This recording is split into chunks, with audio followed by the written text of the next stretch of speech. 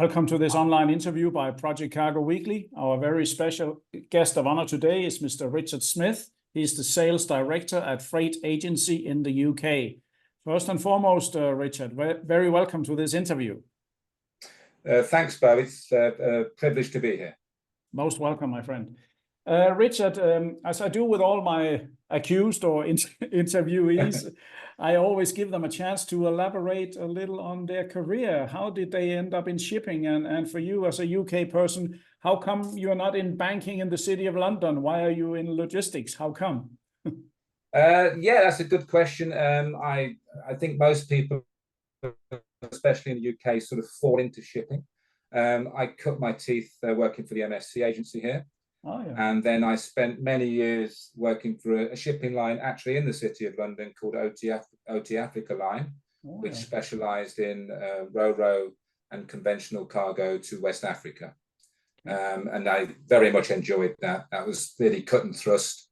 And I was responsible for, amongst other things, the cross-trades department, appointing agents on a global basis. And yeah, that was very enjoyable. But like a lot of smaller shipping lines, they're no longer with us. Yeah, yes. Unfortunately, it seems there are more and more like a few dragons left. Not good service, but they are just big, so to speak. I think so, and I think working for a smaller shipping line and seeing customers on as a shipping line on a direct basis has really benefited my forwarding side, if you like. You can see both sides of what people do and what people expect. Yeah, exactly. No, it's I hear you. I have similar experiences, and I do appreciate what you're saying. One thing comes to mind. Just a question: how long have you been in Freight Agency, and when did you start in that company? So I was approached. Well, I stopped working for the shipping line when it got bought. I think the second or third time, and I chose therefore not to continue working for that part of the industry. So I was approached by Freight Agency and joined them 8.5 years ago. Okay, right. And 8.5 years, coming up to a decade now. But what can you tell our viewers about Freight Agency? When did the company start, and let's say what was the basis of the inauguration of this company? Okay, yeah, Freight Agency is a family-owned independent freight forwarder. It started off in 1986 as a bit of a one-man band. We're based up in the north of England near Leeds, and initially it was designed or it just developed, if you like, into serving the sort of the typical northern customers, which was the manufacturing industry and textile industry up there. And over the years it extended to moving all types of different cargo, but it just by osmosis it developed into a bit of an African specialist. Okay, yeah, that's an interesting thing there. You mentioned Africa, and of course I know you a bit from before, mentioning especially West Africa. How come you developed into Africa? Was there any special conditions that made you look at this rather important part of the world? I traditionally was always did West Africa anyway, and then joining Freight Agency, whose major market it was, or it is as well. Just was a natural progression. So I think the cargo types that we were doing, and as I say, the location of the office led to that development. It is a market where you have to be. It's a special market where you have to be quite inventive as far as looking after the client is concerned. It's quite hard work. Right. And you do not get the normal volume of business that you would get from a multinational. So we tend to have a very, very broad customer base. Right, right. And concerning West Africa, and of course, as you mentioned in the beginning, you have many years experience from OT Africa line, so you know the market.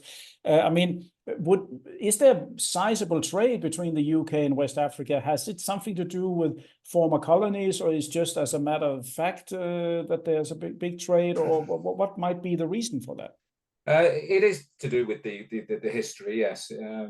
There's quite a large Nigerian community here, quite a large Ghanaian community. Oh, yeah. A lot of the business is that is driven by the expats that are over here.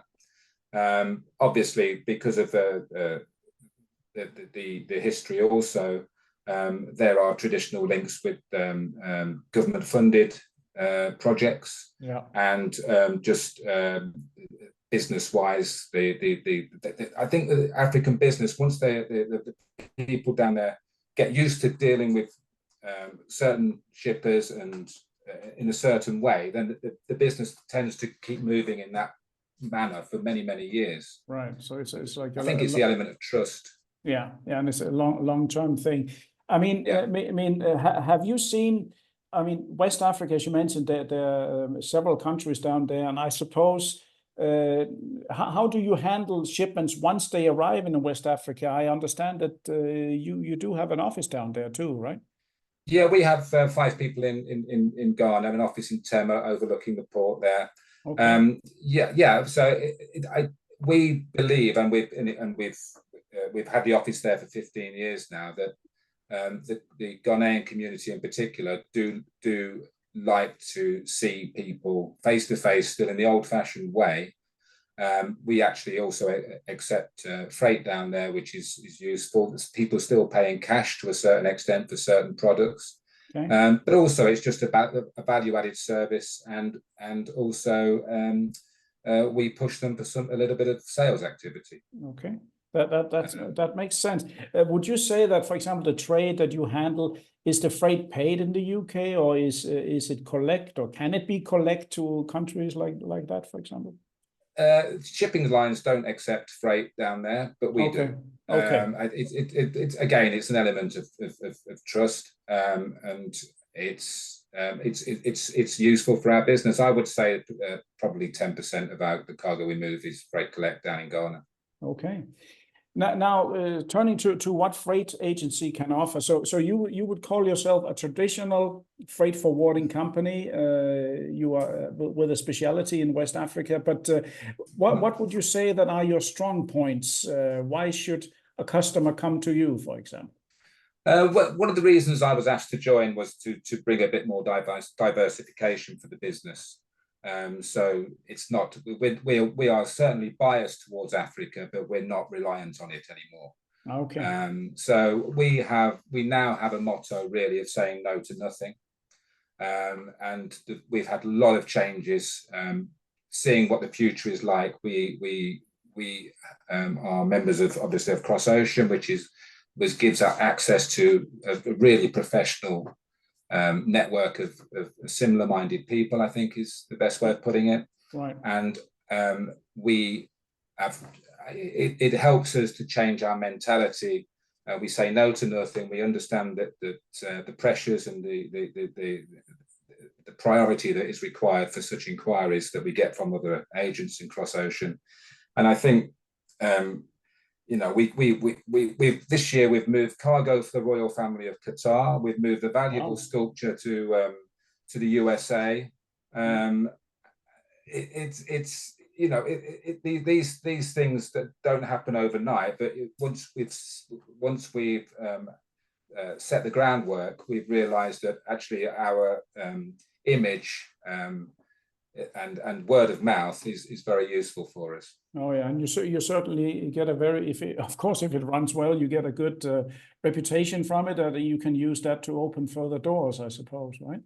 That's the idea, yes. And so we actually do have a plan for further diversification, and developing the agency part of the business is a big part of that. Right. It's been many years since I lived in the UK, and I remember back in the day, also around, I think, mid-90s, I was there. I visited customers personally. Do you still is it still modern in the UK to go out physically to visit customers, or is it now everything online or everything by phone? Well, I mean, as far as the shipping lines are concerned, it's quite interesting because 18 months ago, you couldn't find anybody from a shipping line to come and visit you. But now they're hammering down our door, which is interesting. But from our perspective, we've got 5 sales guys who work from home.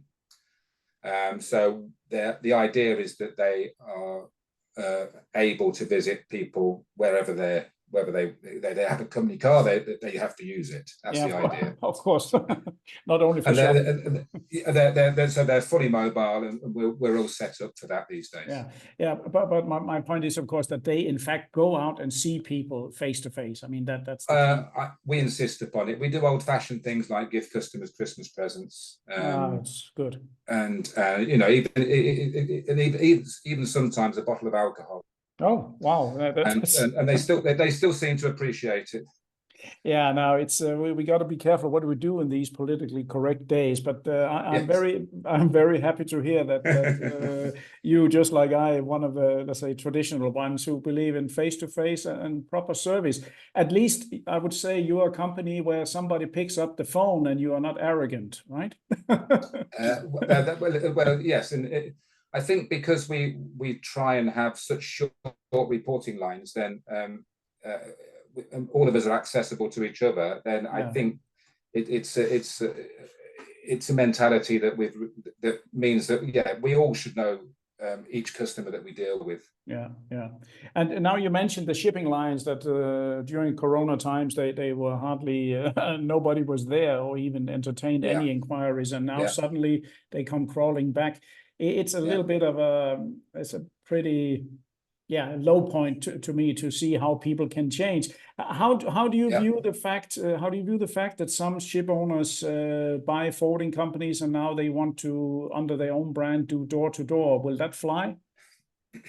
It's strange. I think the UK is slightly different to other markets. As a medium-sized independent freight forwarder, I think there is room for us. We're not interested in getting supermarket imports from the Far East. No. Leave that for all those big boys to fight over and complain and argue about. I think for the for the customers that still require that, as you said, Bo, individual, private, personal service, then I think there will always be room for people like us. Yeah, no, it makes sense. I mean, it's personal service. I think if you take good care of the customer, he will stay. There will always be a segment of people who will not be going to the IKEA of the world.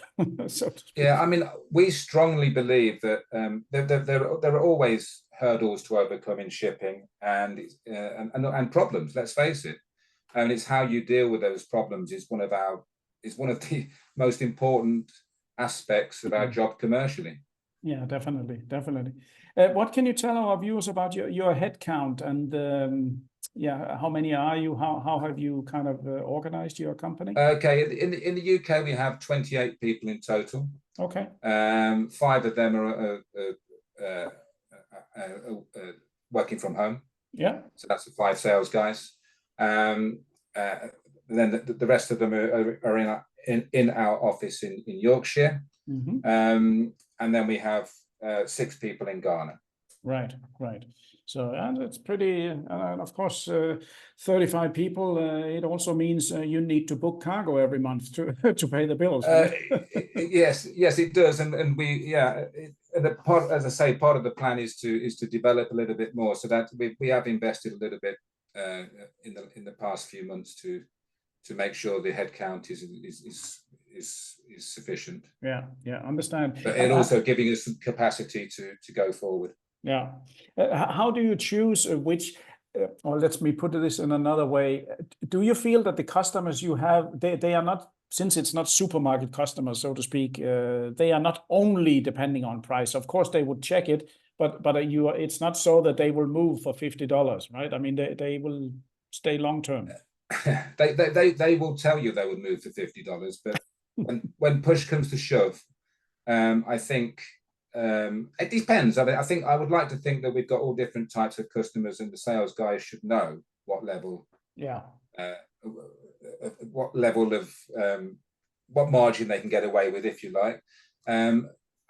Looking at our customer base, we have over 800 customers booking with us each year. Wow, that's pretty. But there are only a few with what you would call big volumes. Yeah, that's very protective for us, but it also takes quite a lot of work to manage. Yeah, it's sometimes like a jagged edge, because on one hand, if you had a big one with 500 TEU a week, you would feel happy because they book this and it's safe. On the other hand, if he removes it, you have a big chunk you have to fill up in no time. That's I mean, it does protect us from some of the shipping lines, though. Yeah.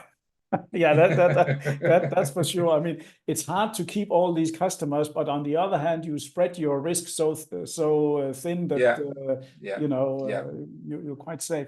How would you see the UK market? If we listen in on the news, of course, every bad news sells more than good news. The UK economy, how do you view the coming months, 2024, so to speak? That's a very good question. It's not just the economy; it's all sorts of things here. But I'm not optimistic. No, is the best way of putting it. Right.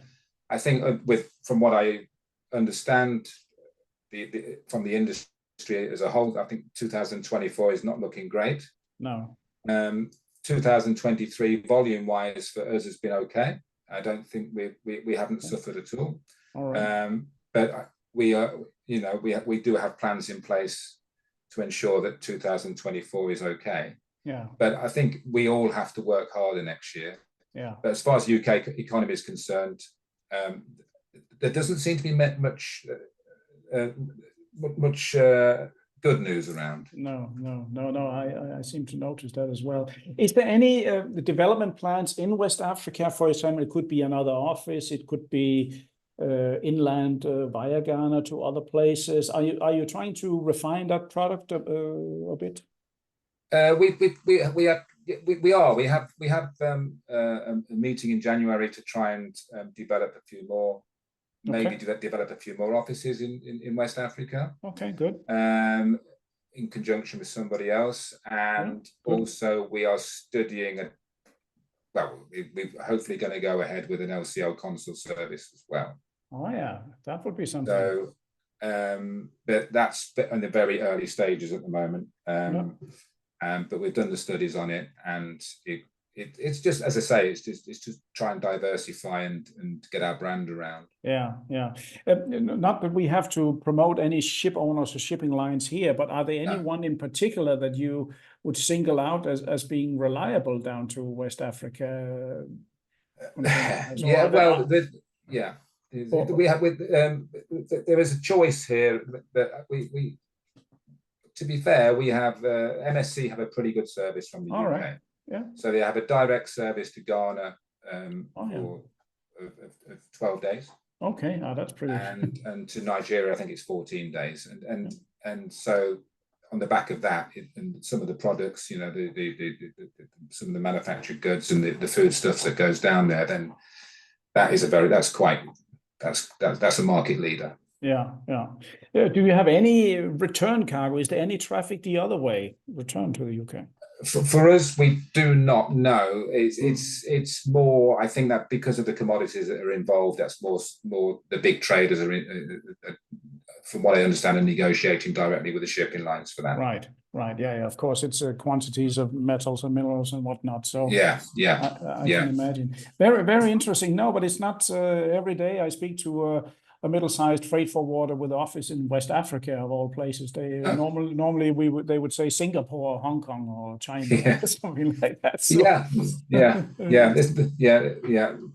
But you've travelled past that part of the world and down through that part of the world, I'm sure. So. Oh yeah, quite a lot. On the other, the volume is huge, but so is the competition. So it kind of follows each other. But that's very very interesting, Richard. So looking into the crystal ball, although you covered it a little bit from a business perspective in the UK, how do you view generally 2024? More hard work, but still with confidence? We are not budgeting for less volume. Okay. So, but I'm sure the margins will be tighter. Yeah, yeah. We are looking at other markets. We've had quite a successful year this year in diversifying. Yeah. We bought a new sales guy who's bought in quite a lot. Okay. So we are going in the right direction, I believe, to meet the challenges that I'm sure 2024 will be challenging. Yeah, yeah, but then again, that's one of the reasons I suppose we are in shipping, because I'm not in a bank. We don't want a boring workday. We want action, and we want something that's interesting daily, I guess. Well, yes, and we've seen these times before, and I'm sure we'll get through them again. It's not it's okay at the moment. We can't complain.